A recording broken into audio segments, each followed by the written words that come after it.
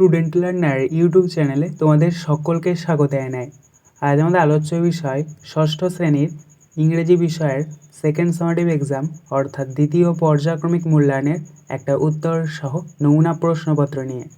Full marks তোমাদের থাকবে 50 এবং সময় থাকবে 1 ঘন্টা 30 মিনিট। প্রশ্নপত্রটা তোমাদের সেট নাম্বার 2।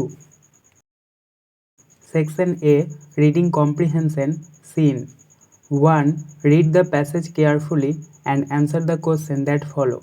অর্থাৎ এখানে তোমাদেরকে একটা প্যাসেজ দিয়ে দেওয়া হয়েছে, এই প্যাসেজটাকে ভালো করে পড়ে নিতে হবে এবং নিচে যে প্রশ্নগুলো থাকবে সেই প্রশ্নগুলোর উত্তর এই প্যাসেজ থেকে খুঁজে নিয়ে লিখতে হবে। দেখো কি রয়েছে, হোয়াটস দ্যাট মা, ওটা কি মা? দ্যাটস দ্য স্ফিংস ইসান, ওটা Sphinx Ishan. It's a rock statue with a human head and a Lions body. এটি একটি পাথরের মূর্তি যার মানুষের মাথা এবং সিংহের মতো শরীর। The sphinx represent intelligence and strength. Sphinx বুদ্ধিমত্তা এবং শক্তিশালীর প্রতীক। ইট গার্ডস দ্য পিরামিডস, এটি পিরামিডকে পাহারা দেয়। It's going to be quite a long walk in the sun, আমরা রোদের মধ্যে অনেকক্ষণ ধরে হেঁটে চলেছি। ওয়েট হেয়ার, এখানে একটু অপেক্ষা করো। I will go back and fetch A couple of sandwiches and water from the কার, আমি গাড়ি থেকে স্যান্ডউইচ এবং জলের বোতল নিয়ে আসি। ঈশান ঈশান, মা the sphinx is talking to me, Ishan Ishan, মা স্ফিংস আমার সাথে কথা বলছে। ঈশানস মাদার ওয়াজ অলরেডি গন, ঈশানের মা ইতিমধ্যেই চলে গেছে। How do you know my name, তুমি আমার নাম কি করে জানলে? I know many things, I know you are Ishan from Raiganj, আমি অনেক কিছুই জানি, আমি জানি তোমার নাম ঈশান, তুমি রায়গঞ্জ থেকে এসেছো। ইউ স্টাডি ইন ক্লাস 6, তুমি ষষ্ঠ শ্রেণীতে পড়ো।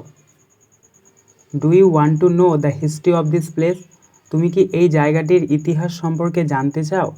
I don't like studying history, আমি ইতিহাস পড়তে পছন্দ করি না। I can't remember dry facts, আমি শুষ্ক ঘটনা মনে রাখতে পারি না। I will show you something you will never forget, আমি তোমাকে এমন কিছু দেখাবো যেটা তুমি কখনো ভুলবে না। Close your eyes and open them again, তুমি তোমার চোখটা বন্ধ করো এবং আবার খোলো। Ishan, Egypt is the gift of the river Nile, Ishan, মিশরকে নীল নদের দান বলা হয়। You are now standing by the Nile, তুমি এখন নীল নদের ওপরে দাঁড়িয়ে আছো।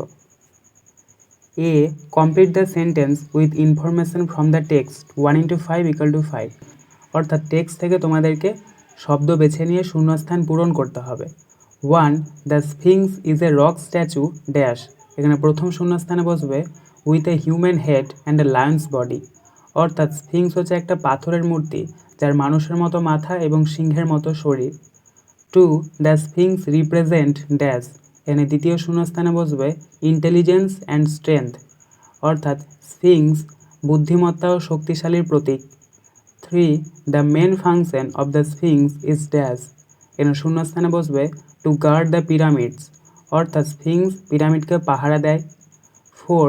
ইজিপ্ট ইজ দ্য ড্যাশ, এখানে শূন্যস্থানে বসবে gift of the river Nile, অর্থাৎ মিশরকে নীল নদের দান বলা হয়। 5. Ishan's mother went to fetch dash, এখানে শূন্যস্থানে বসবে a couple of sandwiches and water from the car, অর্থাৎ ঈশানের মা গাড়ি থেকে স্যান্ডউইচ এবং জলের বোতল নিয়ে আনতে গিয়েছিল। B, write T for true or F for false statements in the given boxes 1:5 = 5, বাক্যটি সত্য হলে তোমাদেরকে টি লিখতে হবে এবং মিথ্যা হলে এফ লিখতে হবে। 1. The sphinx is a lion statue, অর্থাৎ স্ফিংস হচ্ছে একটা সিংহের মূর্তি, এটা হবে ভুল, তাই এখানে আমরা এফ লিখেছি। 2. ঈশান লিভড ইন রায়গঞ্জ, অর্থাৎ ঈশান রায়গঞ্জে বাস করে, এটা হবে সত্য, তাই এখানে আমরা টি লিখেছি। 3. Ishan is a student of class 7, Ishan class 7-এ পড়ে, এটা হবে মিথ্যা, তাই এখানে আমরা এফ লিখেছি। 4. History is Ishaan's favourite subject, অর্থাৎ ইতিহাস ঈশানের প্রিয় বিষয়, এটা হবে মিথ্যা, তাই এখানে আমরা এফ লিখেছি। 5. রিভার নীল ফ্লোজ থ্রু ইজিপ্ট, অর্থাৎ মিশরের মধ্য দিয়ে নীল নদ প্রবাহিত হয়েছে, এটা হবে সত্য, তাই এখানে আমরা টি লিখেছি। C, match the words in column A with their meanings in column B 1:4 = 4, অর্থাৎ কালাম এ এর সাথে কালাম বি তোমাদেরকে মিল করাতে হবে।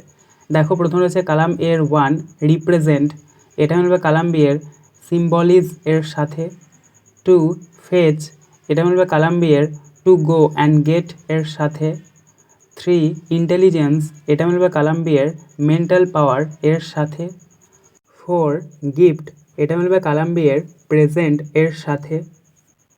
রিডিং কম্প্রিহেনশন আনসিন, এবার তোমাদেরকে একটা আনসিন দিয়ে দেওয়া হয়েছে। To read the following passage carefully and answer the question, অর্থাৎ এটাও তোমাদেরকে ভালো করে পড়ে নিতে হবে এবং নিচে যে প্রশ্নগুলো থাকবে সেই প্রশ্নগুলোর উত্তর এই প্যাসেজ থেকে খুঁজে এনে লিখতে হবে। ইট ওয়াজ এ ডার্ক নাইট, এটা ছিল একটা অন্ধকার রাত্রি। A blind man was going on a road, একটা অন্ধ ব্যক্তি সেই রাস্তার মধ্য দিয়ে যাচ্ছিলেন। He had a lamp in his hand, ওনার হাতে একটা প্রদীপ ছিল। Two men laughed at him, দুটি ব্যক্তি তাকে দেখে হাসছিল। ওয়ান অফ দেম সেট, তাদের মধ্যে একজন বলেছিলেন, what is the use of lamp to a blind man, একজন অন্ধ ব্যক্তির কাছে প্রদীপের কি প্রয়োজন। The other call the blind man a fool, অন্য আরেকজন তাকে বলেছিলেন তিনি একজন বোকা। The blind man heard this, অন্ধ ব্যক্তিটি এটা শুনেছিল। হি সেড, তিনি বলেছিলেন, the lamp is not for me, প্রদীপটা আমার জন্য নয়। It is for those people who are careless, এটা হচ্ছে সে সমস্ত ব্যক্তিদের যারা কেয়ারলেস, কেয়ারলেস মানে যাদের মধ্যে কোনো ধৈর্য নেই, অযত্নশীল।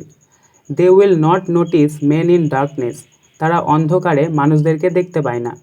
The lamp will show them the way, প্রদীপটা তাদের পথ দেখাবে। They felt sorry for their foolishness, তারা তাদের বোকামির জন্য দুঃখিত অনুভব করলো। A answer the following question 2 into 5 equal to 10. 1.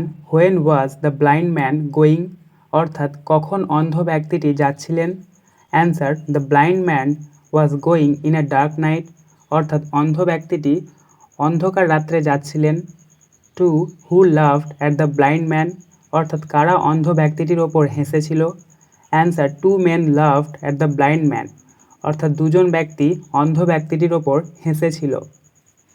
3. Why did the blind man carry the lamp with him, অর্থাৎ কেন অন্ধ ব্যক্তিটি তার হাতে প্রদীপ নিয়ে যাচ্ছিলেন। Answer the blind man carried the lamp with him for those people who are careless, they will not notice men in darkness, the lamp will show them the way, অর্থাৎ অন্ধ ব্যক্তিটি তাদের জন্য প্রদীপ নিয়ে যাচ্ছিলেন যারা অযত্নশীল, তারা অন্ধকারে মানুষদেরকে দেখতে পায় না, প্রদীপটা তাদের পথ দেখাতে সাহায্য করবে। 4. Why did the two men laugh at the blind man, অর্থাৎ কেন দুইজন লোক অন্ধ ব্যক্তিটির ওপর হেসেছিলেন।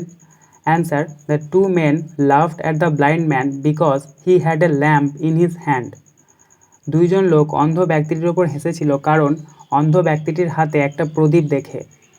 5. Why did the two men feel sorry, অর্থাৎ কেন দুইজন লোক দুঃখিত অনুভব করলো। Answer the two men felt sorry as the blind man told them the light was not for him, it was for the careless people who will not notice other men in darkness, দুইজন ব্যক্তি অর্থাৎ দুইজন লোক দুঃখিত অনুভব করলো কারণ যখন জানতে পারলো অন্ধ ব্যক্তিটি প্রদীপটা সে কিন্তু তার জন্য নিয়ে যায়নি, সে সেই সমস্ত মানুষদের জন্য নিয়ে গিয়েছিল যারা অযত্নশীল, যারা অন্ধকারে মানুষকে দেখতে পায় না। B write T for true and F for false statements in the boxes 1 into 4 equal to 4, বাক্যটি সত্য হলে তোমরা টি লিখবে, মিথ্যা হলে এফ। ওয়ানেরটা দেখো, the blind man had a torch light in his hand, অন্ধ ব্যক্তিটির হাতে একটা টর্চের লাইট ছিল, এটা হবে ভুল, তাই এখানে আমরা এফ লিখেছি। 2. The blind man could not here also, অন্ধ ব্যক্তিটি কানে শুনতেও পায় না, এটা হবে মিথ্যা, তাই এখানে আমরা এফ লিখেছি। 3. The light would make other careful about the blind man, অর্থাৎ আলোটা অন্যদেরকে কেয়ারফুল মানে হচ্ছে যত্নশীল করে তুলবে, এটা কিন্তু সত্য, তাই এখানে আমরা টি লিখেছি। 4. The two men felt pity for the blind man, অর্থাৎ দুইজন ব্যক্তি অন্ধ ব্যক্তিটির ওপর দুঃখিত বোধ করলো, এটা হবে মিথ্যা, তাই এখানে আমরা এফ লিখেছি। C complete the following sentences with information from the above text 1 into 3 equal to 3, অর্থাৎ টেক্সট থেকে তোমাদেরকে শব্দ বেছে নিয়ে শূন্যস্থান পূরণ করতে হবে। 1.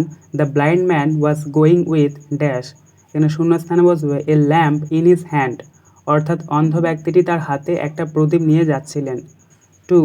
The lamp was there for those who dash, এখানে শূন্যস্থানে বসবে ওয়্যার কেয়ারলেস, অর্থাৎ সেই প্রদীপটি কাদের জন্য ছিল? যারা অসহায় এবং অযত্নশীল ছিলেন। 3. The two men at last could understand dash. এখানে শূন্যস্থানে বসবে দেয়ার ফুলিশনেস, অর্থাৎ দুজন ব্যক্তি সবশেষে তাদের বোকামিটা বুঝতে পেরেছিলেন। Section B, grammar and vocabulary. 3. A. Add a prefix or suffix to the following words to form opposite 1 into 2 equal to 2. অর্থাৎ শব্দটিতে তোমাদেরকে প্রিফিক্স অথবা সাফিক্স বসিয়ে বিপরীত শব্দ তৈরি করতে হবে। দেখো, 1 একটা হ্যাপি অর্থাৎ খুশি, তো এটাতে আমরা প্রিফিক্স যোগ করব আনহ্যাপি, তাহলে এটা হচ্ছে অখুশি।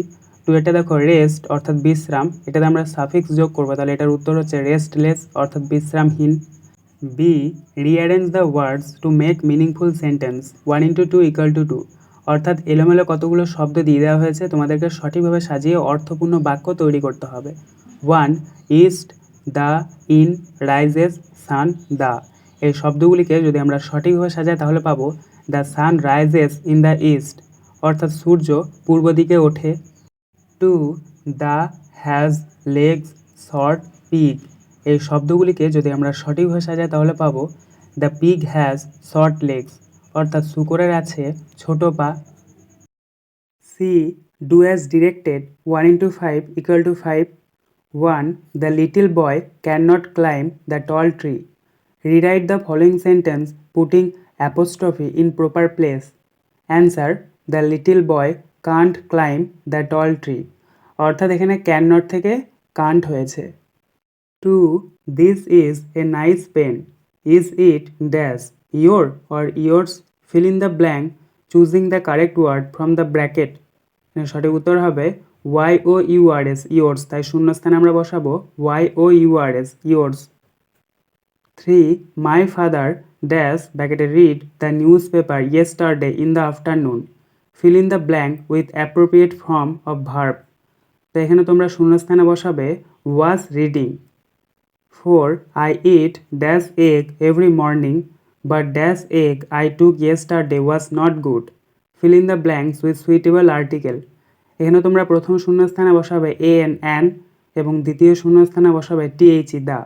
প্রথম শূন্যস্থানে অ্যান বসলো কারণ শূন্যস্থানের পরের অক্ষরটা ই দিয়ে শুরু হচ্ছে ভাওয়েল, আর দ্বিতীয় শূন্যস্থানে দা বসলো কারণ একটা একবার হয়ে গেছে, আবার ওই নির্দিষ্ট কিছুকে বোঝাচ্ছে। 5. Raju's uncle is a dash monk or nun.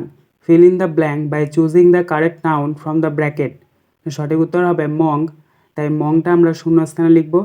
Monk মানে হচ্ছে সন্ন্যাসী। Section C, writing skill. 4. Write a short story in 60 words using the hint that follow. প্রশ্নের মান 10. A sailor and his friends landed on an island, started cooking. Island soup. The island actually a huge sea creature in reality. তো তোমরা এটার উত্তরটা লিখে নেবে। প্রথমে তোমরা লিখবে once a sailor and some of his friends were sailing through the ocean. After a few weeks they decided to stay for a while. Seeing an island nearby, they anchored their ship and started cooking their meal. Suddenly, the island seemed to shake. After some time, the island started moving. They were horrified to see that the island was actually a huge sea, while in reality, the whale was disturbed by the fire of their cooking. Then the sailor and his friends jumped into their ship to save themselves. এইভাবে তোমরা খুব সুন্দরভাবে স্টোরিটা লিখবে। আজকের আলোচনা পর্বটি এখানেই শেষ হলো। আশা করি ভিডিওটি তোমাদের ভালো লেগেছে। যদি ভালো লাগে একটা করে লাইক করে দিও। সবশেষে তোমাদের কাছে একটাই অনুরোধ, যারা এখনও পর্যন্ত আমাদের চ্যানেলটিকে সাবস্ক্রাইব করে উঠতে পারোনি তারা চ্যানেলটিকে সাবস্ক্রাইব করে পাশে থাকা নোটিফিকেশন বেলকে অল প্রেস করে নিও এই ধরনের নতুন নতুন ভিডিও পাওয়ার জন্য। ধন্যবাদ।